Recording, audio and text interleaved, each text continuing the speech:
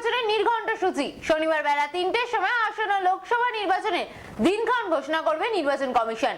১৬ই এপ্রিল হতে পারে প্রথম দফার ভোট, 7-এর বেশি দফায় নির্বাচন হওয়ার সম্ভাবনা। শনিবার বেলা ৩টায় আসন্ন লোকসভা নির্বাচনের দিনক্ষণ ঘোষণা করা হবে।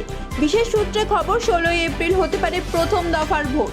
কমিশন সূত্রে জানানো হয়েছে, শনিবার দুপুর ৩টে থেকে নির্বাচন কমিশনের সোশ্যাল প্ল্যাটফর্মে লাইভ করে জানানো হবে কবে থেকে শুরু হচ্ছে নির্বাচন। পাশাপাশি বেশ কয়েকটি রাজ্যের বিধানসভা নির্বাচনের সময়সূচি প্রকাশ করতে পারে কমিশন সূত্রের খবর। আগামীকাল সাংবাদিক বৈঠক করে ২০২৪ লোকসভা নির্বাচনের দিনক্ষণ ঘোষণা করবে ইসি। এবারের নির্বাচনে 7-এরও বেশি দফায় ভোট গ্রহণ হতে পারে। গত ২০১৯ লোকসভা নির্বাচনেও ৭ দফায় ভোট গ্রহণ হয়েছিল। ২০১৯-এর লোকসভার মেয়াদ আগামী ১৬ই জুন শেষ হবে। তার আগে গঠন করতে হবে নতুন লোকসভা। ১০ই মার্চ ২০১৯ ঘোষণা হয়েছিল নির্বাচনের তারিখ। সেবার ৭ দফায় অনুষ্ঠিত হয়েছিল নির্বাচন প্রক্রিয়া। ১১ই এপ্রিল নির্বাচন শুরু হলেও ফল প্রকাশ করা হয় ২৩শে মে।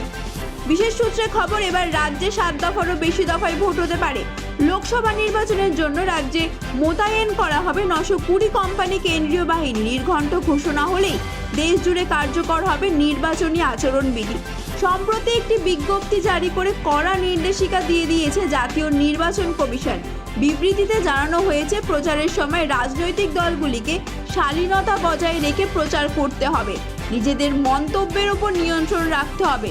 নির্বাচনী আচরণবিধি লঙ্ঘন করলে সেই ব্যক্তি বা নির্দিষ্ট রাজনৈতিক দলের বিরুদ্ধে করা ব্যবস্থা নেবে ইসি। পাশাপাশি কোনো রাজনৈতিক দল ধর্ম কিংবা জাতির নামে ভোট চাইতে পারবেন না, হুঁশিয়ারি নির্বাচন কমিশনের।